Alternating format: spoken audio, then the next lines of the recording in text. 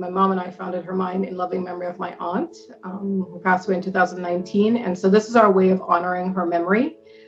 So that's really kind of the impetus behind us starting this women's self-care box, because we wanted the love and care that she had for us, and that she loved us unconditionally. And we want to impart that to other women. The name of the company, Hermine, is it was my aunt's name. And it's kind of interesting because her initials, her name was Hermine Enid Ricketts. So, my aunt always treated me like I was her baby sister. So she's my mom's baby sister, but she always treated me like I was her baby sister. And so that feeling of love, and she was incredible, right? She was the only Black female architect in Miami, or I think in Florida in the 80s. So she was an architect, she was an artist, she was a sculptor. She decided to teach herself how to sculpt. She was a scientist. She was very curious. She was an avid reader. She was a gardener. She, was instrumental in having a law passed to allow you to plant fruits and vegetables in your own yard. But it was the feeling that she loved me, I think sometimes more than I loved myself. She was never judgmental. She always, was supportive and loving. And she used to tell me, we used to have this almost telepathic connection where if I was needing her, she would call me and vice versa. But she would always tell me woo woo woo. That was her thing, and we actually put that in our booklet to our subscribers. When I was having a bad day, she would call me and tell me woo woo woo. It's so important to me, and I was trying not to cry, but it's so important to me because she recorded that woo woo woo for me before she passed away. So I actually have it. I haven't been able to listen to it, but I have it. But that's the kind of person she was, and so that she was incredible. And so we want, if I could figure out how to package that, I guess that's what I'm striving to. Every month I try to figure out, how do I get that in a box? Talk to her today. It was just a thing, right? Those are her initials and the first part of her name, and she embodied, femininity and all that it had, and so it was so I don't know, I guess serendipitous. I don't know what exactly, but it was so perfect that was her name. That's what she stood for. And so that's why our company is named after her. Mom is my business partner. She has been my business partner for about 6 years.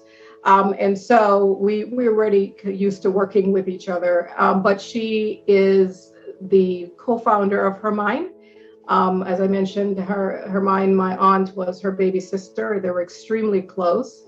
And so she's our CFO as well. I'm the creative, and she's the sensible one, I suppose, of our operation.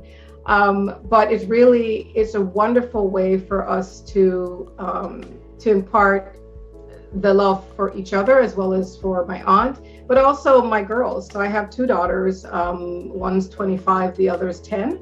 They're both involved as well.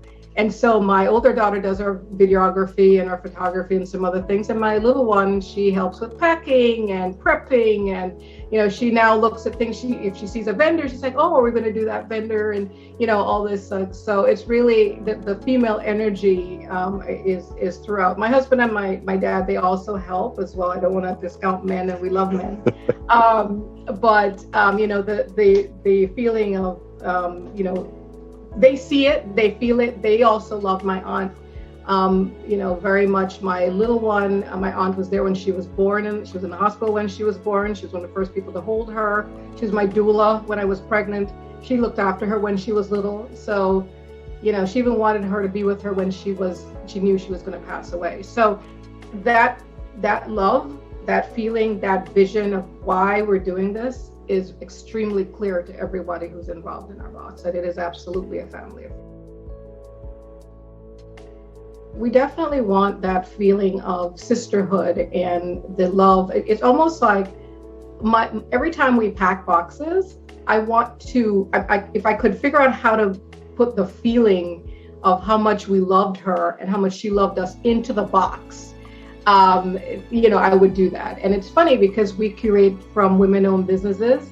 I almost feel when their products come in that the product's almost like vibrating because they put so much of their energy behind it. So it's almost like a continuation of this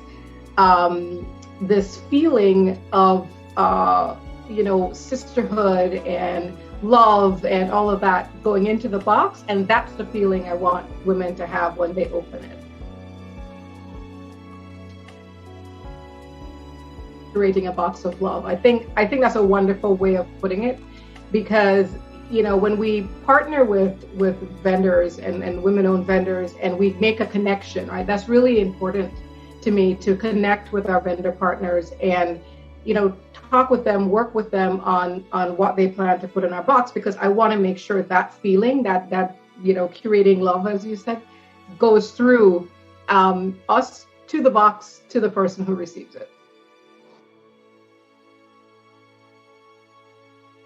So we know that our story resonates with people. We know that our mission resonates with people. And so, in order for us to continue to work with more vendor partners, to do more charitable giving, we need to get the word out. We need to tell people our story and explain why we're doing this, and the wonderful, I don't want to discount the wonderful products that are in our boxes and the feeling that we're trying to give to almost a gift to women so they can have that feeling.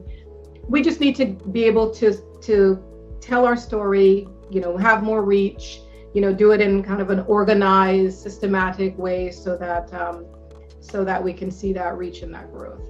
I think one of the main things that, although we're crystal clear on what our mission is, it's really important to us to figure out a succinct way and a clear way of saying that and explaining that and messaging that, so that whoever is hearing the story, who may not have, all the time to listen to me explain, and I can go on and on about my aunt and the why, but how do we tell them in a succinct way so they can understand?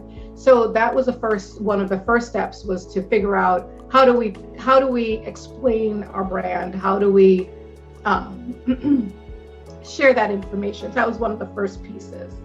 Niching down is one of the next things, right? To figure out how do we identify who we know. We survey our current subscribers, so we know their why.